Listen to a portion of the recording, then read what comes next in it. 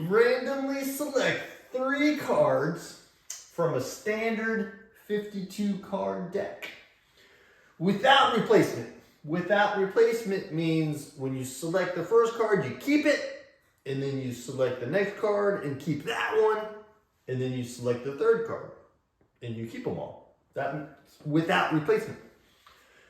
We want to find the probability that at least one of the cards is a king. That could be the first card a king and then the other 2 some other cards, or the second card a king, or the third card a king, or we could have 2 kings in one other card, or they could all be kings. That's what it means to be at least one of the 3 cards is a king.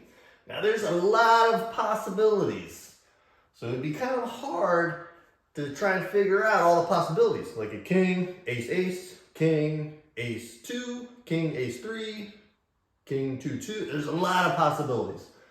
So there's another way you can do this. We're going to let the event A be this event right here. This is event A. We're going to use the complement. The complement of and at least one situation is none. So the complement of getting at least one of the 3 cards a king would be none of the 3 cards are a king. So we're going to let the complement, which is written with a bar above A, be none of the 3 cards is a king. None of them. And we can find the probability pretty easily here that none of them are a king. We're pulling cards in succession, so we're going to use the multiplication rule. So the first card being drawn, we want the probability that it's not a king. Well, there's 4 kings in a deck out of 52, so the probability that it's not a king is going to be 48. Subtract 4 from 52, you get 48 out of 52. So this is the probability that the first card you draw is not a king. Then I want to multiply by the probability that the second card is not a king. Remember, it's without replacement, so I kept the first card. So there's now 47 cards that are not kings. And since I kept the first card, there's a total of 51 cards in the deck now. And then I want to pull the third card.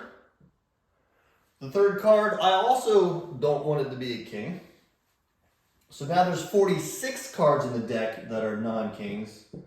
And there's 50 cards total after I have 2 cards in my hand. All right, so if I multiply all this together, that's the probability that none of them are kings. And then you can find the probability of you want, because the complement in A, if you add up their probabilities, they add up to 1. So I can find the probability of A by taking the complement probability and subtracting it from 1. So this is going to be 1 minus 48 over 52, 47 over 51 times 46 over 50. All right, I can just plug this into the calculator and get my answer. All right, so I got 1 minus 48 times 47 times 46 divided by 52 divided by 51 divided by 50. And I get, if I round this to 3 decimal places, I get 0.217. So there's close to a 22% chance when you select 3 cards randomly from a deck that you'll get at least 1 king.